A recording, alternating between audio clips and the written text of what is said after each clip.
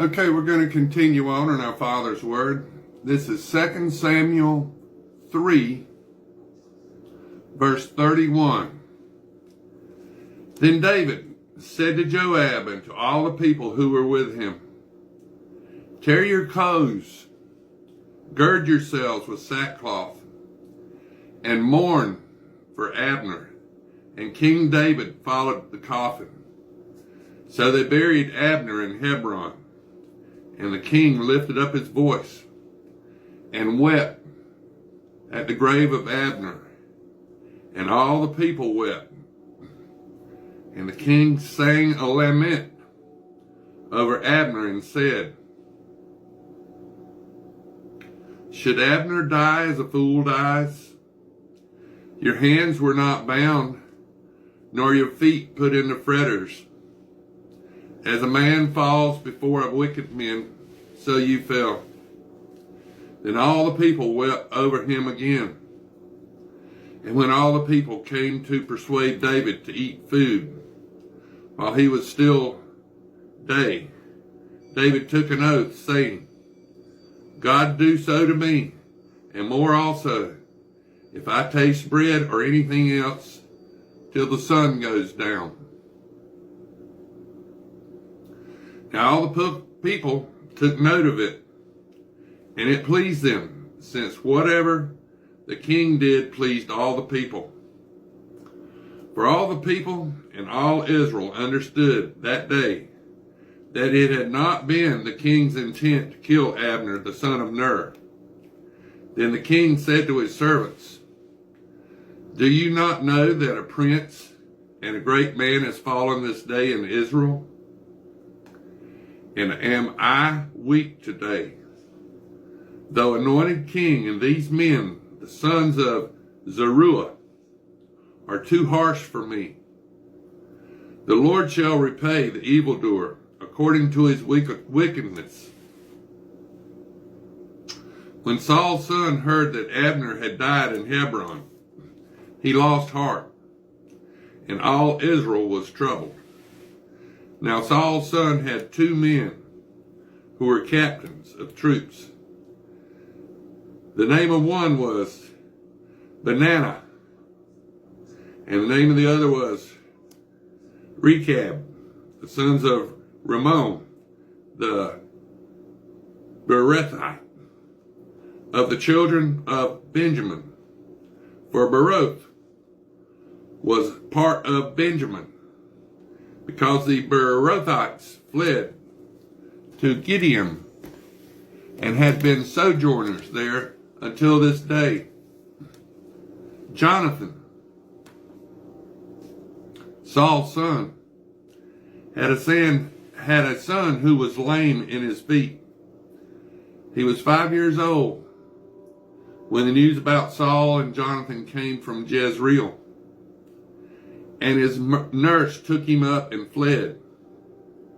And it happened, as she made haste to flee, that he fell and became lame. His name was Mephibosheth.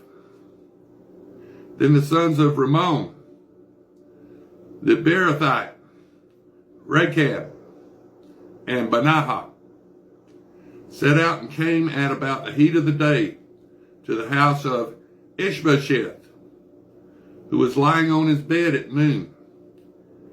And they came there all the way into the house, as through to get wheat, and they stabbed him in the stomach. Then Rechab and Benaiah, his brother, escaped. For when they came into the house, he was lying on his bed in his bedroom. Then they struck him and killed him, beheaded him, and took his head, and were all night escaping through the plain. And they brought the head of Ishbosheth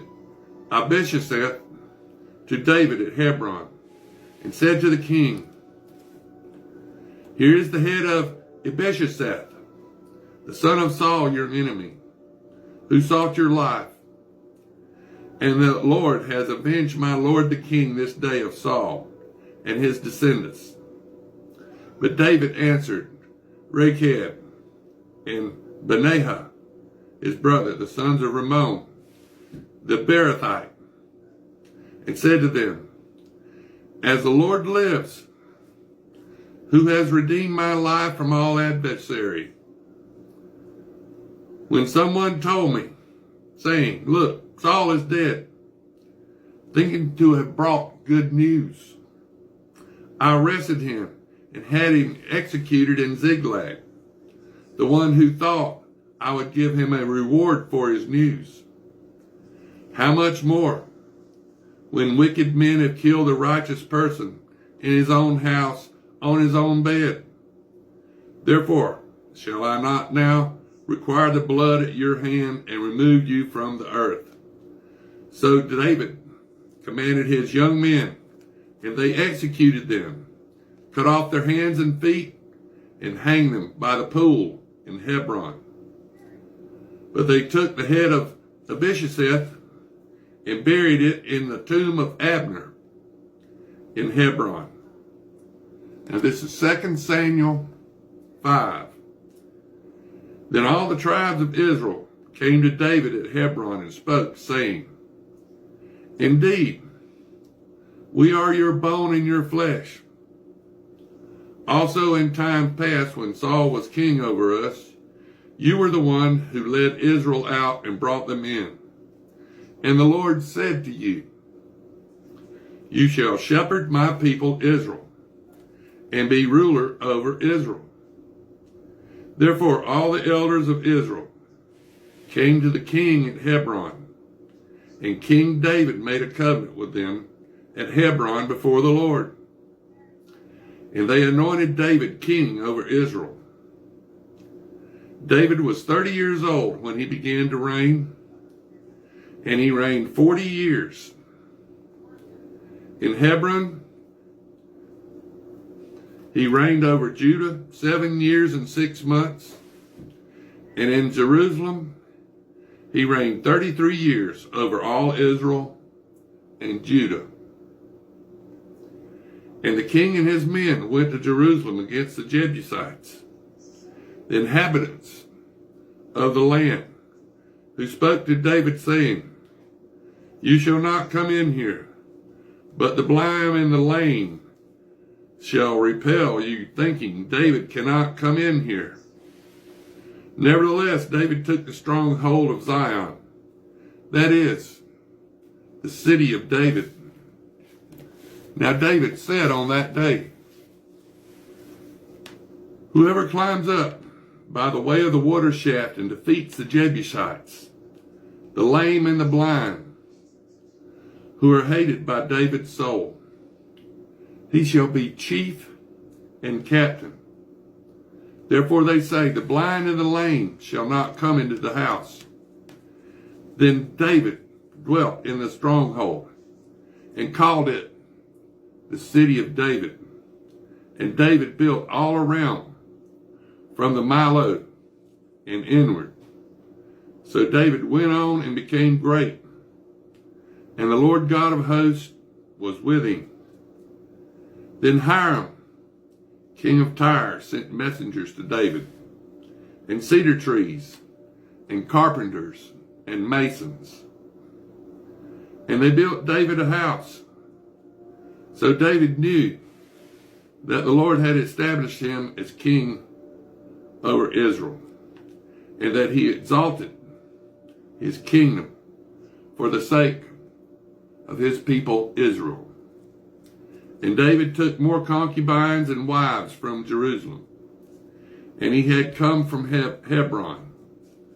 Also more sons and daughters were born to David.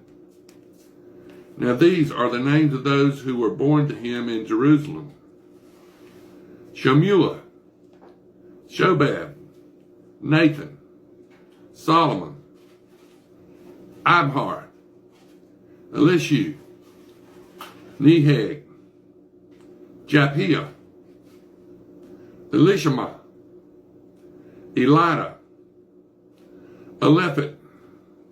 Now when the Philistines heard that they had anointed King David king over Israel, all the Philistines went up to search for David.